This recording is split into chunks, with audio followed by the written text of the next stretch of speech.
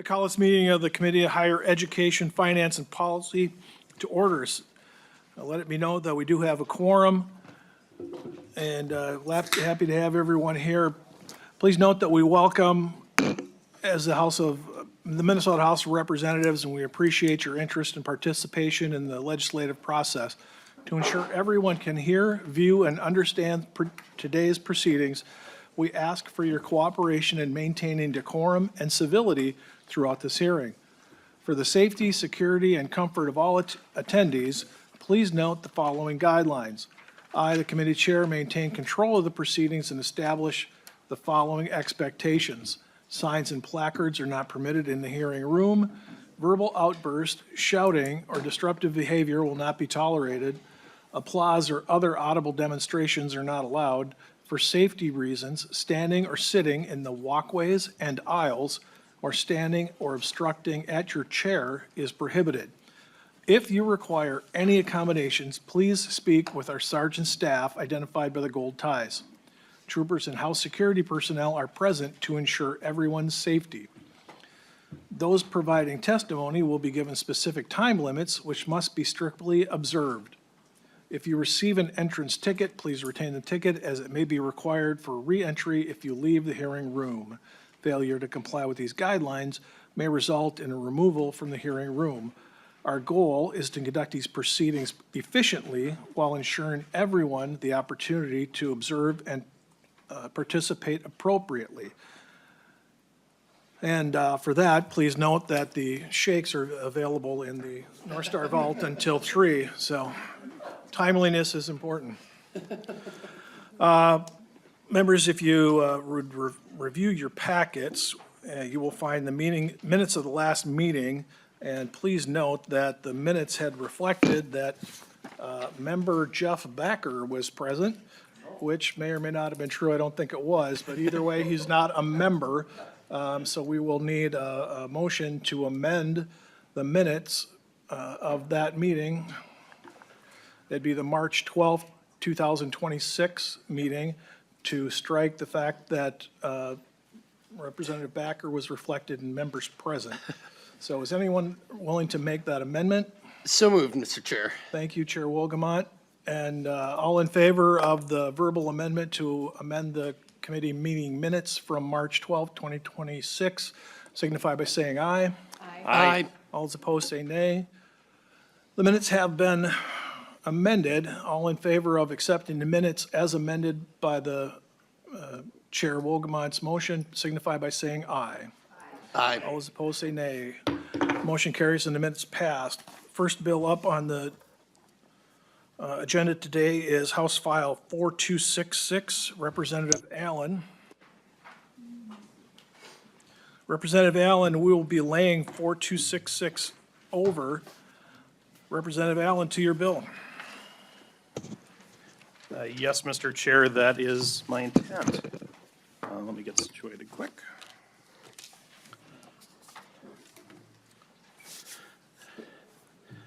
Thank you, Chair Novotny and Chair Wolgamott, for the opportunity to be able to present House File 4266, which makes an important improvement to how the state grant program works. As you all know, the state grant program in Minnesota is the main needed based financial aid program. It helps thousands of students across our state afford college each year. For many low-income students, the state grant is the difference between being able to attend college or not. I, for one, was one of those individuals, along with several individuals within this room, that have been recipients of this program. The grant formula relies on federal financial aid calculations to estimate how much a student or their family can contribute towards college costs. Under the federal system, some families have such limited income and financial resources that their calculated contribution is below zero. House File 4266 helps ensure the state grant formula handles those situations in a more sustainable way. Specifically, the bill establishes a $0 floor for assigned family responsibility in the state grant formula. Under the current Minnesota law, the formula can recognize contributions down to a negative $1,500.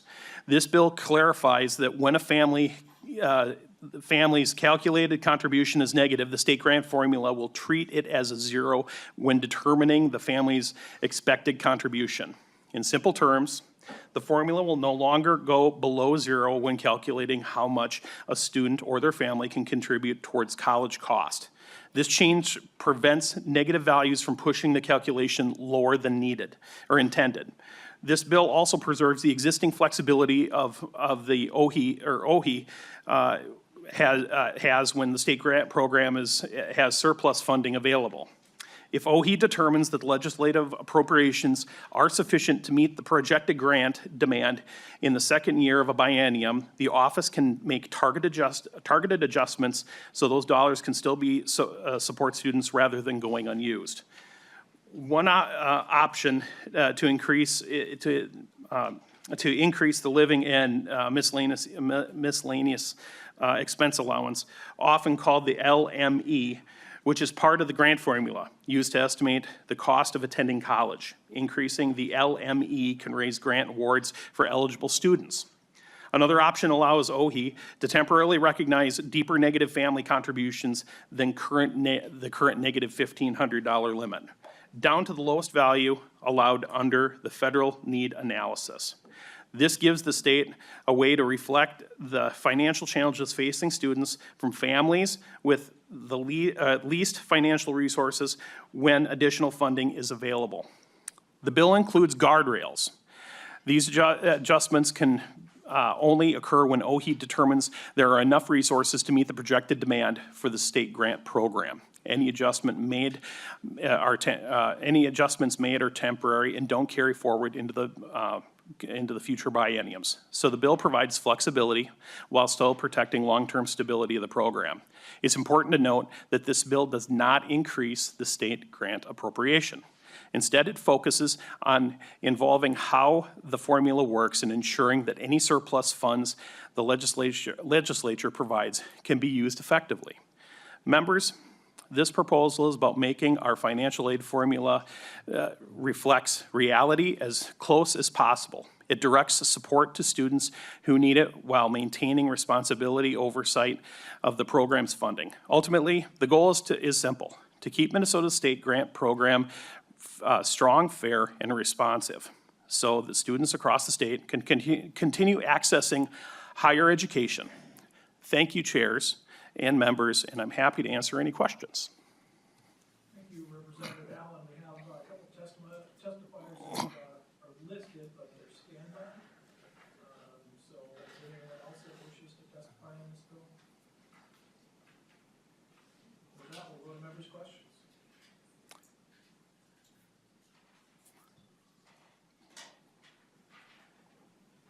Representative Allen?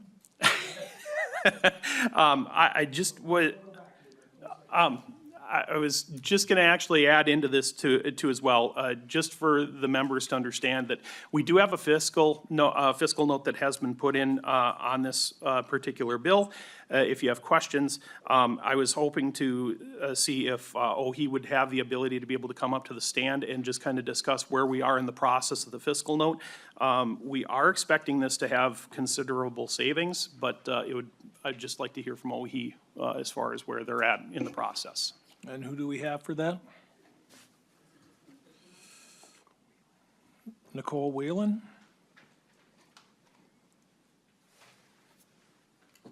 Please identify yourself and begin your testimony.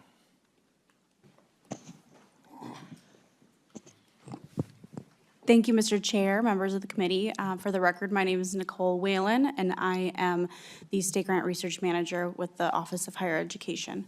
My understanding is that the fiscal note has been submitted, and I'm not sure specifically where it is at with that process then. But I'm happy to answer any questions on the numbers that were in the submitted fiscal note. All right, Representative Coulter.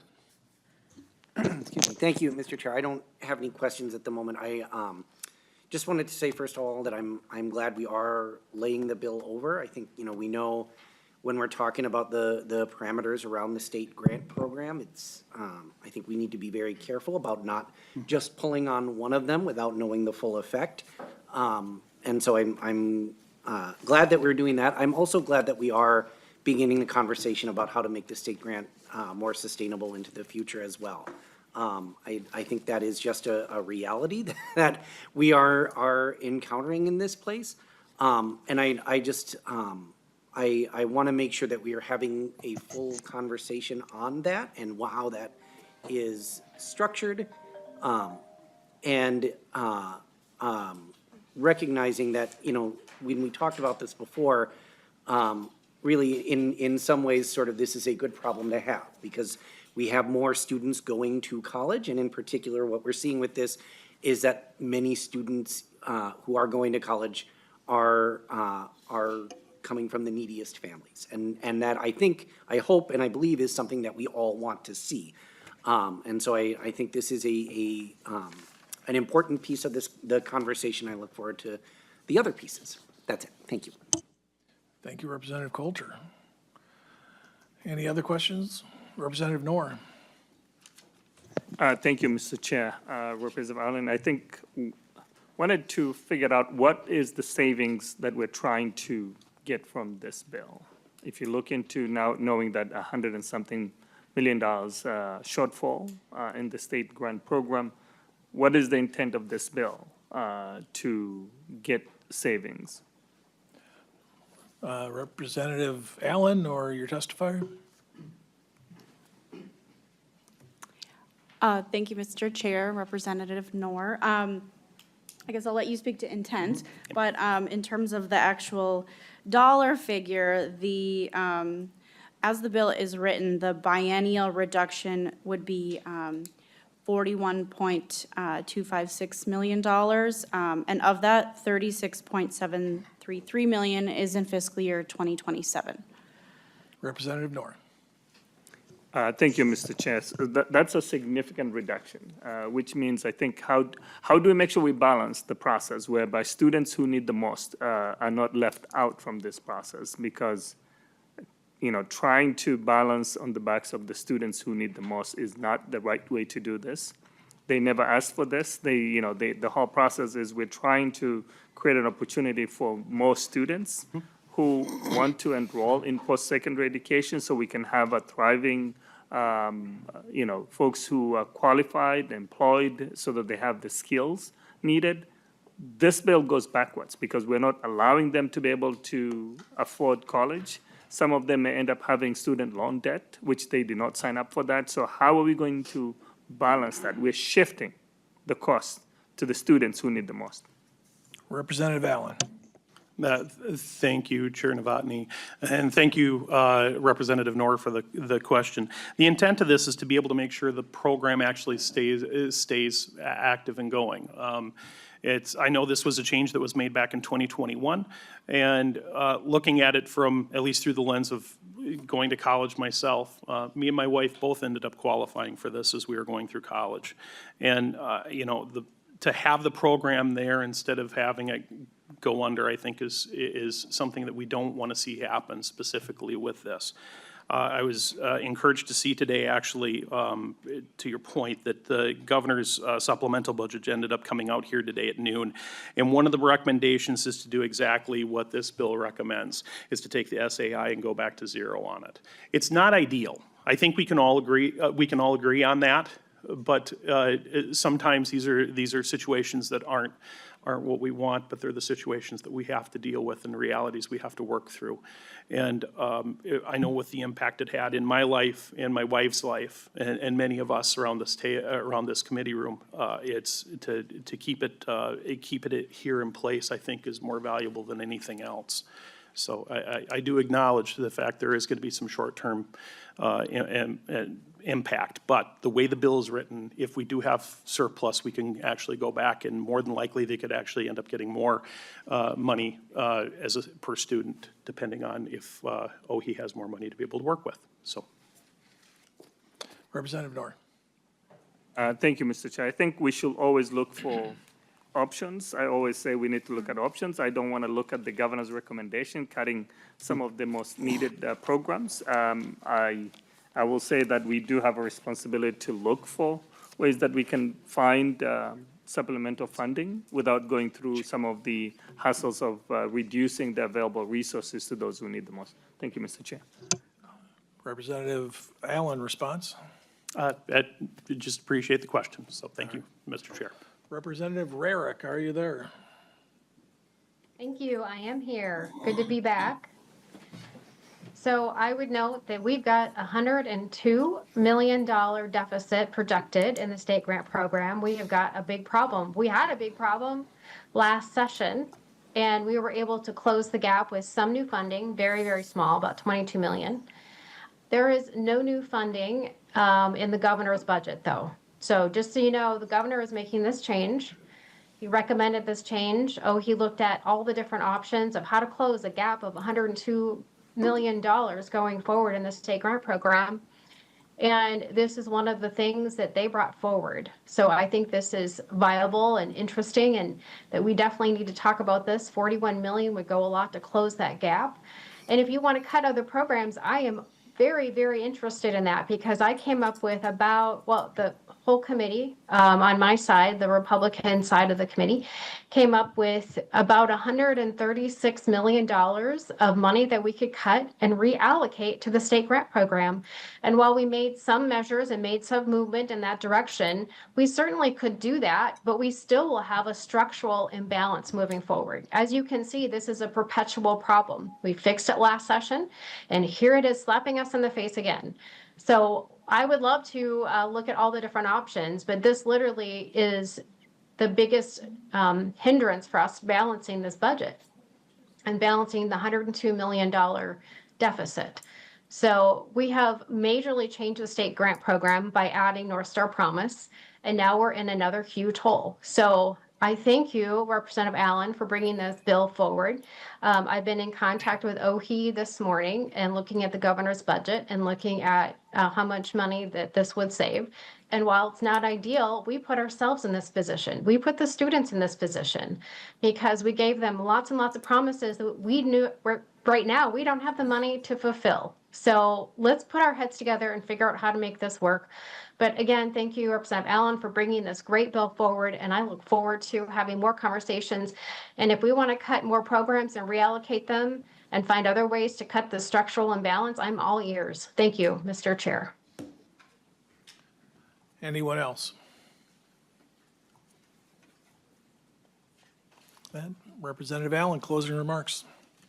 Thank sorry. you. Stand by. Chair Wolgamott. Oh, yes, thank you. Sorry, I thought it was on the list. Representative Allen, thank you for bringing this bill forward. I appreciate the work that you and all the members of this committee are doing in an attempt to make the state grant program whole and live up to that promise that we've made to the students who are able to attend college in the state grant program. Right now, I'm going to ask I'm going to encourage members to vote no on this. Oh, we're laying it over. Okay, my apologies. All right.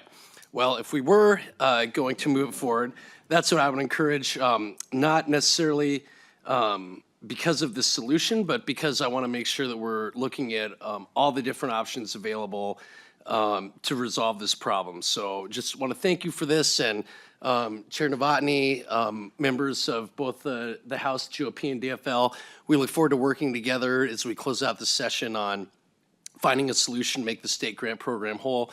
And again, I want to thank you, Representative Allen, for your hard work on this. Thank you, Mr. Chair. Thank you. Mr. Chair Wolgamott. Representative Allen, closing statement. Yes, Mr. Chair and Chair Wolgamott, I appreciate you taking the time to be able to take a look at this bill before us today. Like I said before, it's, there's things in life that come along that kind of nudge you different directions as you go through life, right? I was fortunate enough to be able to attend the University of Minnesota. That's where I met my wife. We were recipients of this grant, and it's these little things in life that kind of nudge you particular directions. And I'd like to think that I wouldn't have the opportunity to be able to be sitting here before you today if it wasn't for maybe this being in place and having the opportunities I've had through different things. this is one of those things I'm more than happy to champion and fight for, and I think it's worthwhile. I'm looking forward to further conversations with OHE and hopefully with the governor's office that we can kind of somehow come to a resolution on this and maybe get this out of committee. So anyway, thank you very much for your time. With that, the bill is laid over. Thank you, Representative Allen and Testifier Wheelan. Next up, we have University of Minnesota presentation on their bonding request with Vice President of University Services, Alice Robert Davis, the Dean of the School of Dentistry, Dr. Keith Mays, and the Undergraduate Student Government President, Riley Hetland. Vice President Robert Davis, will you be first? Good afternoon, Mr. Chair. Co-chair. State your full name and begin your testimony. Thank you. My name is Alice Roberts Davis. I'm Vice President for University Services at the University of Minnesota. Thank you so much for the opportunity to be here this afternoon. We really look forward to sharing our 2026 capital request with you. Before we begin, we really want to thank this committee for your advocacy last year. We especially appreciate Co-Chair Wolgamott's leadership as the chief author of the 2025 HEAPR funding. That $60 million investment is already at work at our university. It's allowing us to reinvest in our learning environments and ensure that our campuses and research centers remain resilient for the next generation of Minnesota's learners and teachers across the entire state. As you know, HEAPR projects aren't glamorous. They often don't get ribbon-cutting ceremonies or grand openings, but they are the most fundamental work that we do to keep our campuses safe, accessible, and functional. And because of your past support, we are literally shouting, HEAPR made it happen from our newly replaced rooftops across our campuses. These photos show the real-world results of your investment, keeping our buildings dry, our labs running, and our historic buildings preserved for the next generation of Minnesotans. We know that you played a role in last year's bill, so again, we thank you very kindly for that. So turning our attention to the future, our 2026 capital request focuses on 3 high-impact priorities. First, HEAPR at $100 million. As always, asset preservation is our first priority. This request funds the hidden but critical work, such as roofs, windows, and HVAC needed to renew and extend the life of facilities at every campus, plus our 10 research and outreach facilities and field stations that span the entire state. Second is the St. Paul Campus Center for $84 million. This remains our top project priority. And this project will replace the outdated Student Center in McGraw Library with a single 95,000 square foot heart of the campus that integrates student services, dining, future-ready library, and active learning classrooms. And then the dentistry clinical renovation for $100 million. We are requesting funds to renovate Moose Tower for the state's only school of dentistry. Since the U trains over 70% of Minnesota's dentists, this is a direct investment in the long-term healthcare workforce for all 87 Minnesota counties. And we'll talk a little bit about each of these projects in more detail. So HEAPR is more than just a line item. It's been the anchor of our state requests since the program was first enacted in the 1990s. It is our most efficient tool for protecting the public's investment in the university. We are particularly grateful to Co-Chair Wolgamott again for authoring House File 3928, which carried our $100 million request for this session. This funding is targeted and ready to deploy. We would have system-wide reach, and it would fund more than 50 critical projects across at least 45 buildings. It also has statewide impact because this isn't just a Twin Cities request. It touches all of our campuses and our dozen research and outreach facilities from Crookston to Grand Rapids to Lamberton. And then finally, it is mission critical. We manage nearly 33 million square feet of space and infrastructure, and without consistent HEAPR funding, we simply cannot keep pace with the natural aging of these assets. When a roof fails or an historic building, an HVAC system goes offline, it doesn't just damage a building, it displaces students, it interrupts valuable life-saving research, and ultimately it costs the state more in emergency repairs. So this request allows us to stay ahead of the curve and ensure that our facilities remain safe, dry, and functional for the next generation of Minnesotans. St. Paul Campus Center. For over a century, the St. Paul campus has been Minnesota's powerhouse for agriculture, natural resources, and veterinary medicine. However, as you saw during your visit, the physical heart of this campus has not kept pace with its world-class programming. The new St. Paul Campus Center is the first domino for campus-wide revitalization. By replacing the separate aging footprints of the St. Paul Campus Center and the McCraw Library, we create a single front door to the campus. This transforms two outdated buildings into one vibrant hub where academic life, health services, and student well-being live under one roof. These renderings show an after that our students deserve. We would like to specifically thank Representative Keith Allen for chief authoring the bill for this project. As an animal science graduate and a proud lifetime Gopher, Representative Allen knows this campus firsthand. We're grateful for his leadership in ensuring that the next generation of leaders in agriculture, biological sciences, and veterinary medicine all have access to the modern facilities they need to solve the complex challenges that face our state's land, animals, environment, and people. But to provide an even better perspective on what we need, I'd like to introduce a current student, Riley Hetland. Riley is a CFAN student and the president of our undergraduate student government. She is the first student body president who is primarily based on the St. Paul campus, and she can speak directly to how this project will impact the students who rely on those facilities daily. Please identify yourself and begin your testimony. Thank you, Mr. Chair. Thank you, committee members. My name is Riley Hetland, and I am the undergraduate student body president of the University of Minnesota Twin Cities. I am also a proud St. Paul student in our College of Food, Agriculture, and Natural Resources Science, or CFANS, where I major in environmental sciences. I'm here to share some student perspectives of what it's like to be a student relying on the resources of our current St. Paul campus. I don't want you all to get the wrong impression of CFANS because it's a truly amazing place to go to school. We have one of the top environmental science programs in the country. We are one of the only colleges in the country that have large animals on campus that students can learn with. The students and faculty are fabulous. The infrastructure, though, does not meet that same standard. I have been in a career fair in our student center where the power has gone out and we're left staring at future employers sweating in the dark. Our university has stopped hosting community events on St. Paul campus because the infrastructure isn't able to handle them. There's flooding, there's mice, there's asbestos, there's power outages, and probably most devastating for me and my classmates, there are no food options. Literally, if you're on St. Paul campus at dinner time, there is no place to get food. There are no places to work collaboratively and be in community with our classmates.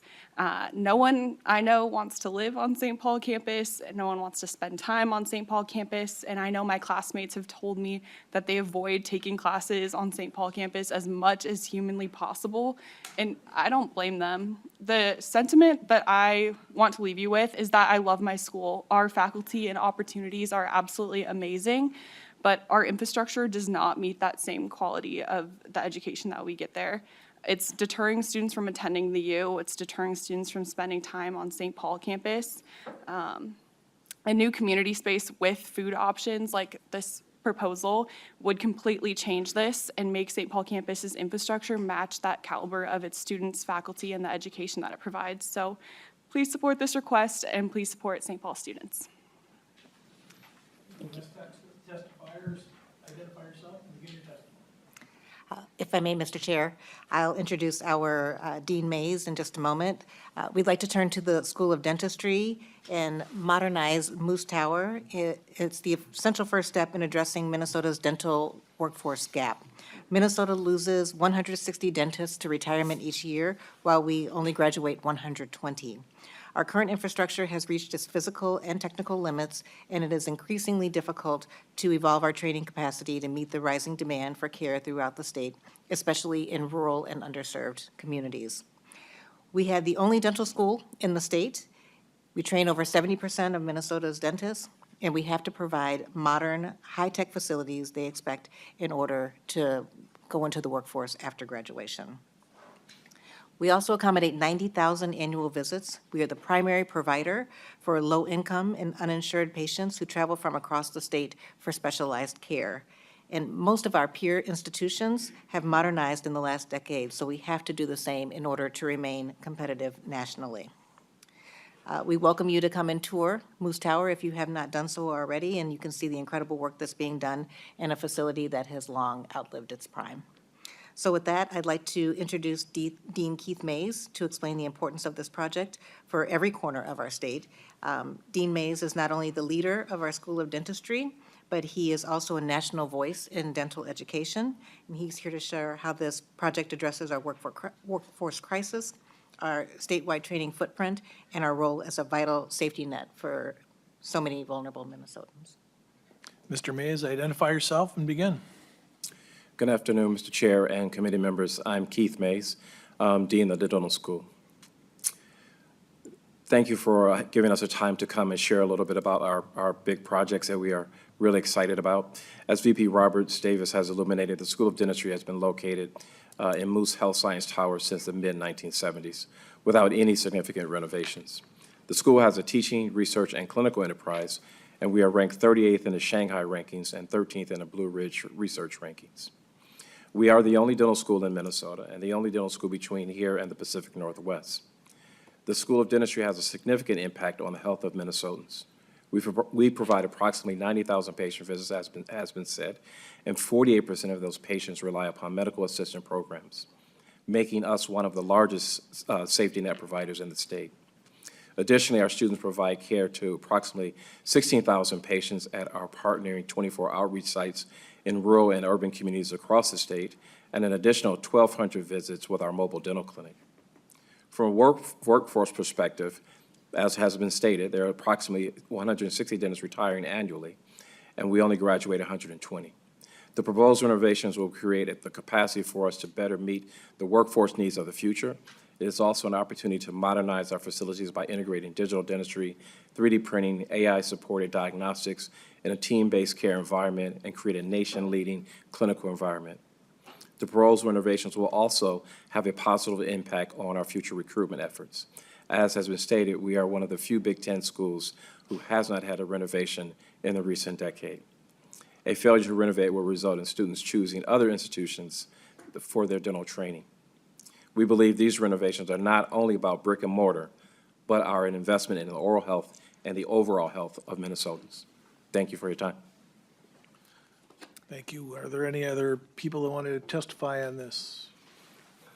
All right, members, questions? If I may, Mr. Chair. Go ahead. I did want to share a new proposal from the University of Minnesota as well. We have a major shift in how the university is prioritizing its own resources. We are launching a system-wide capital investment initiative to aggressively tackle our own deferred renewal. We have a $150 million jumpstart. Starting with the FY26 budget, our Board of Regents approved a $10 million recurring reinvestment to leverage approximately $150 million in new university-backed funding. It's a long-term strategy for us, and it's sustained through 2034 as proposed. This internal commitment will yield $750 million in total reinvestment. This represents a significant reallocation of core operational funding to save our physical infrastructure. Even with our $750 million commitment, the total system need is over $6 billion. So as we know, buildings never stop aging, and the scale of the challenge really requires a true partnership. The state largely built these assets, and they are the backbone that allows the university to drive $11.5 billion annually in economic impact. So we're stepping up with our own down payment, and we really need the state's continued partnership to ensure that these public assets don't cross the point of no return. So in closing, I just want to leave you with a promise regarding accountability. When the state invests in the University of Minnesota, we put that money to work immediately. We have a proven track record, and historically, we ensure that 90% of our appropriations are spent or encumbered within just 2 years of the bill's passage. We don't sit on the funds, we deploy them. These projects translate directly into high-paying jobs for the constituents you represent, contractors, tradespeople, architects, and engineers across the state. And we truly believe that the success of the university and the prosperity of the state are intertwined. So Thank you for your time and your interest this afternoon. We thank you also for your continued advocacy for the students and citizens we serve together, and we will stand for any questions that you may have. Thank you, Vice President Roberts Davis. Members, questions? Representative Cleavorn. Thank you, Mr. Chair, and thank you for being here today and presenting your capital appropriations request. So on the last slide that you just put up, this was to the heart of my question. When we invest these HEAPR dollars in communities across our state, they do have a ripple effect, and they do in fact also generate tax revenue that comes back to us. Has anybody done the net analysis of what that looks like? Vice President Roberts Davis. Mr. Chair, Representative Cleavorn, not specifically on HEAPR dollars, but we do have an economic impact study that shows that the university generates about $11.5 billion of economic impact every single year in the state of Minnesota. We do have information about what those construction projects look like, how much money we're spending on construction, and again, most of that money goes to local construction firms, engineers, architects, construction workers, and so the money does go directly back into our Minnesotans' pockets. Thank you, Mr. Chair. And when those vendors and contractors have money, they spend them in restaurants and they build houses for people and they do all kinds of good things in our community. So I think it would be interesting to have a look at this. To your student testifier, I would like to say I was at the University of Minnesota in the early 80s when the library was new. And at that time, if I recall, the study spaces were not that large. The footprint was not that large, and that was decades ago. So I would think that the technology costs are also quite, for students, when I say cost, I mean like ability to have technology and things like that, are also quite lacking. Is that true? Ms. Hetland.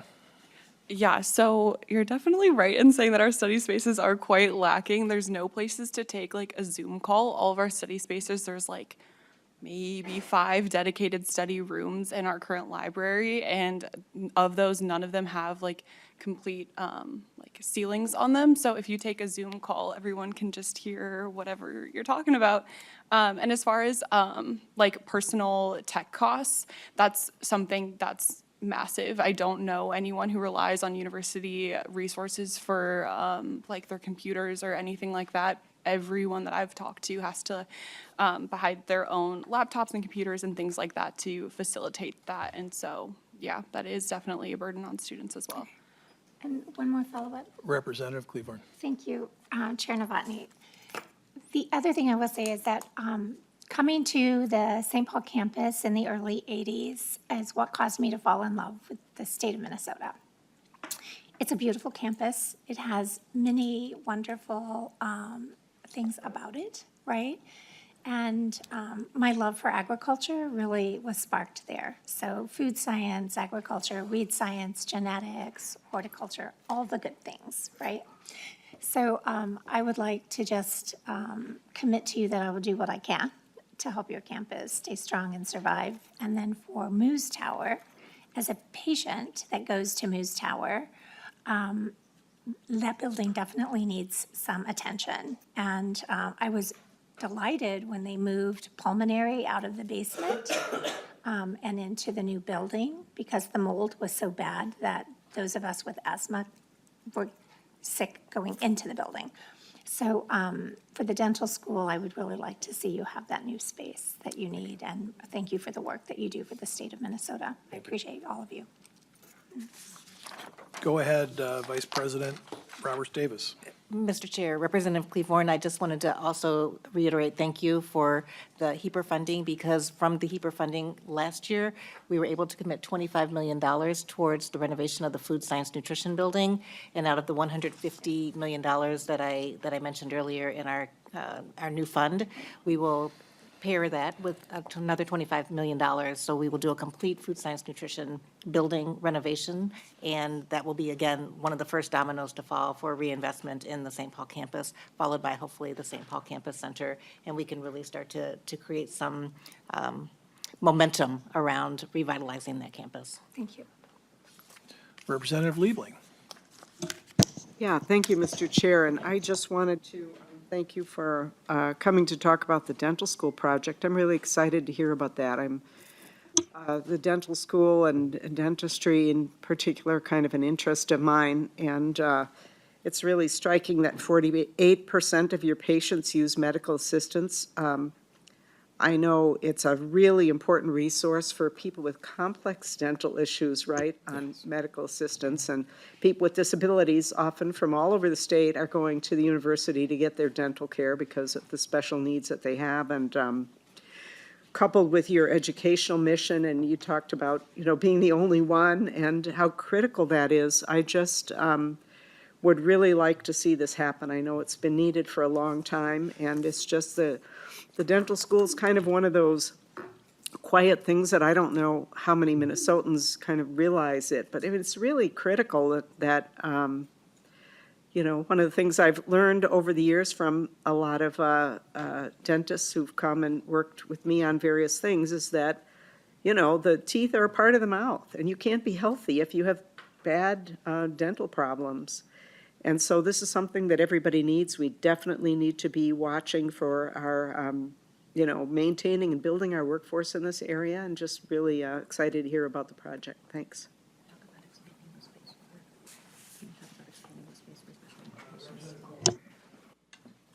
Thank you, Mr. Chair, and thank you all just first of all for being here. I wanted to follow up, Vice President Robert Davis, you said kind of quickly, did you say even with this new investment plan, the unmet need is $6 billion? Did I hear that number correctly? Mr. Chair, Representative, that is accurate. $6 billion is deferred maintenance need at the university.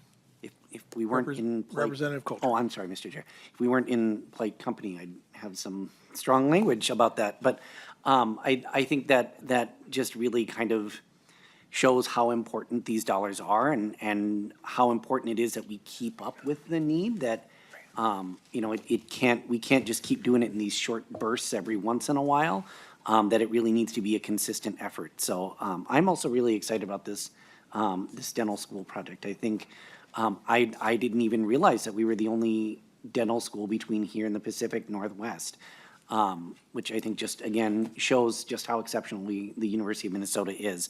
So I'm hopeful we can move forward on that and meet folks' needs. And then, Ms. Hetland, I just wanted to say thank you for being here. Maybe we need like a rules change or something. I think we should have students in this committee every single time we meet. I mean, I think you're the frankly, the most important constituency we have, I think, on this committee. And so I just hope we can keep hearing from students about what life is really like for folks who are doing the learning. Thank you. Representative Noor. Thank you, Mr. Chair. Don't want to put Vice President on the spot, but 100% we should get the HEPA, which I think most of us will agree with. And then the question, I don't want to put Dean Mays versus President Hetland. Which project will you choose as a priority? And are we at a place whereby we have mechanism to do the design phase, or are we on the shovel-ready project for those two?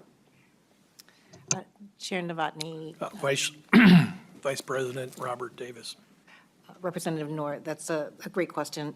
HEPA is our top priority, as it is every year. If we're thinking about projects specifically, revitalizing the St. Paul campus has been something that we've wanted to do for a very long time. It's very much so overdue. It, again, would allow a large domino to fall that will create some momentum around the St. Paul campus, which is, as a top poultry producing state, a top ag state, we have a unique opportunity in St. Paul.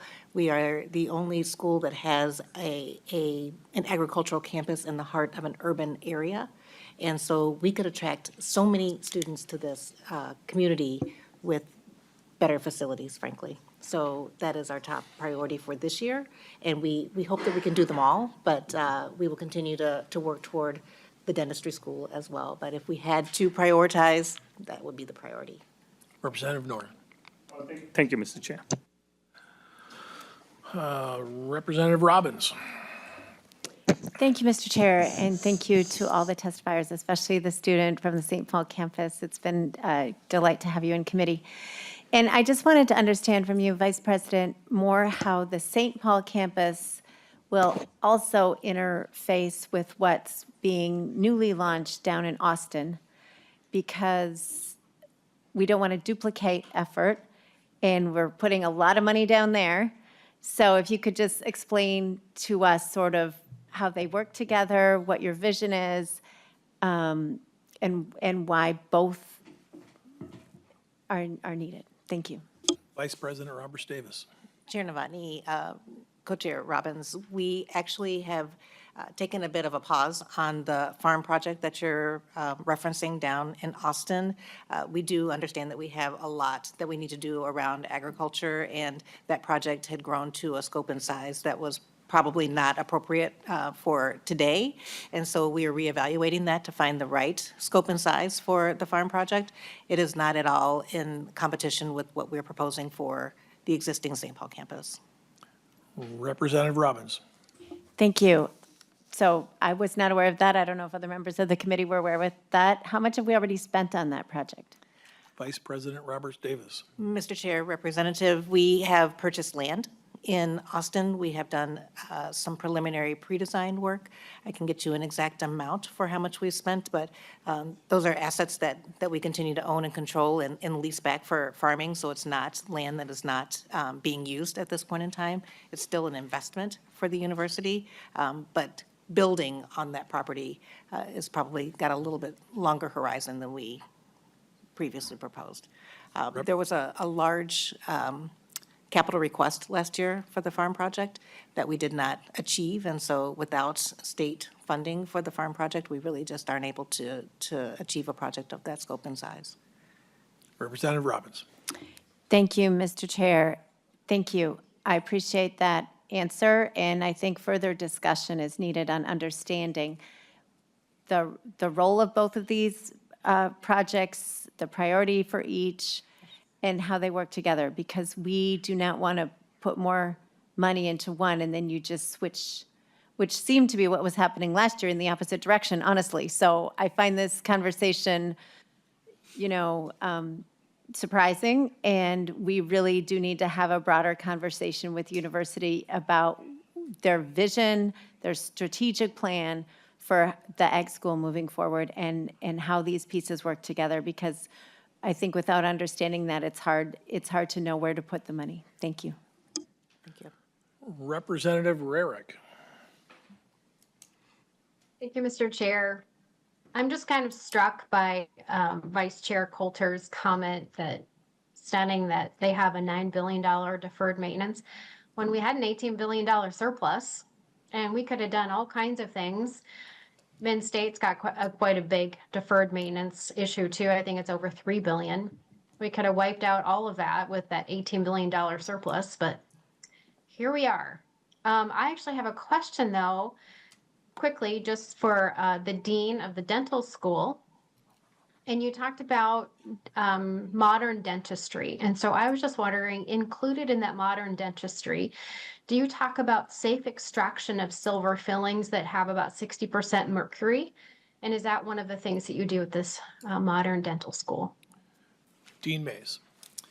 Thank you for that question. We do provide amalgam fillings, which has a mercury content in it. We also do provide composite resin, which is a non-amalgam filling, and that is predominantly the restorations that we utilize. Most of the decisions around restoration, selection, or choice is based upon the patient's decision. Representative Rarick. Thank you, Mr. Chair. I'm actually talking about the removal of those. So there is a very specific procedure to safely remove the silver fillings that are 60% mercury. And I'm just wondering if you teach these new dentists how to safely remove it so you don't poison people with mercury. I would say, yes, we do Mays. teach, I'm sorry, excuse me. Yes, we do teach our students how to safely remove amalgams. Representative Rarick. Thank you, Mr. Chair.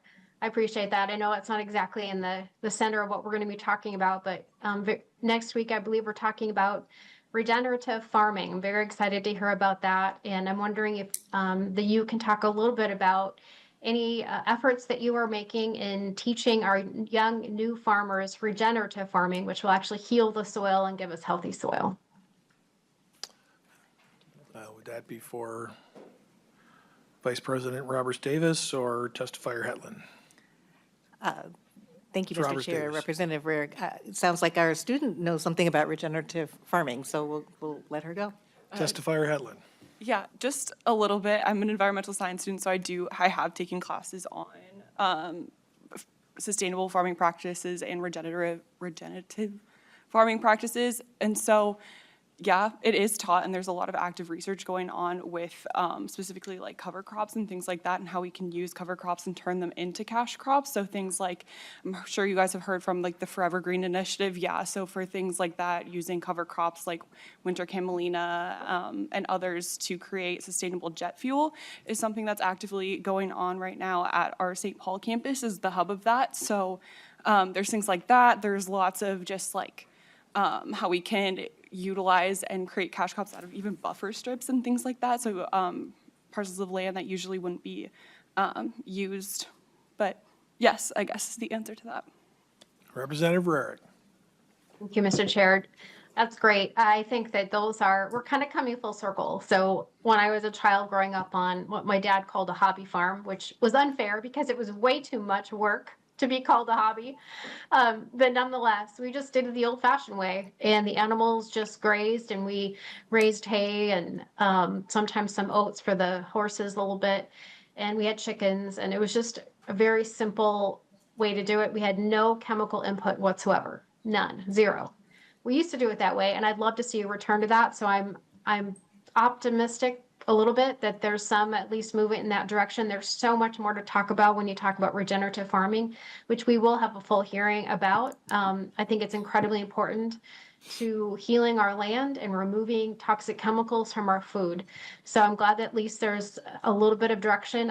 I'm really hoping that the U really takes that bull by the horn, so to speak, and actually goes full in on learning about healthy soils, regenerative farming, reducing or eliminating toxic chemicals from the soil and the water. So I'm encouraged, but there's it's much further to go.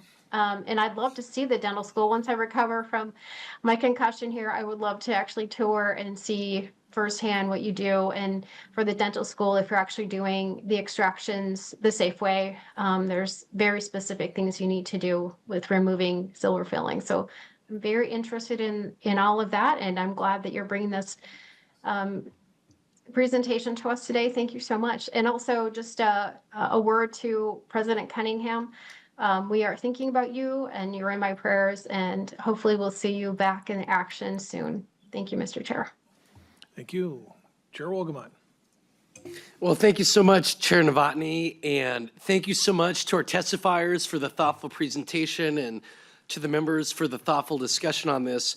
Members, if there is one thing that I would like for you to remember from this committee in the year 2026, it's remember this: HEAPR is cheaper. HEAPR is cheaper.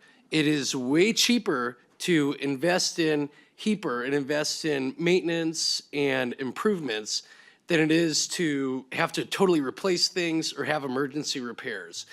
And I would challenge all of us to think of maybe some new ways that we can fund this and deal with the shortfall that Vice Chair Coulter brought to our attention. Because let's not forget, the state of Minnesota owns these buildings. These are state-owned buildings.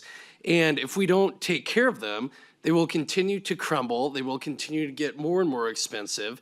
Not only is that a bad way to take care of the things that we own, but it hurts us. It's an issue of competitiveness. If we don't improve our facilities and get great 21st century facilities where students can come and learn and get the education they need to prepare them for their future careers, we're going to lose out to other states that do. And so I can't thank the university and the testifiers enough. It's been such an honor to partner with you on HEPA requests over the years. I'm so proud to see the reports of the progress that's been made on the funding that we have been able to secure. But I really hope that going forward, members of this committee will remember that HEPA is cheaper, and we get such an incredible return on our investment when we take care of what we own. I know I'm as guilty of it too. We all love those bright, shiny objects in the ribbon cuttings in our districts. You know, it's rare that we run for re-election on getting a new roof or improving HVAC, but it's crucially important to who we are as the state of Minnesota and what we can do to prepare our workforce for the 21st century. So thank you again to the testifiers, and we'll continue to advocate for HEPA funding. Thank you, Mr. Chair. Thank you. Members, our plan is to meet Tuesday, March 24th, 2026. Thank you, members and nonpartisan staff, for being here. This meeting is now adjourned.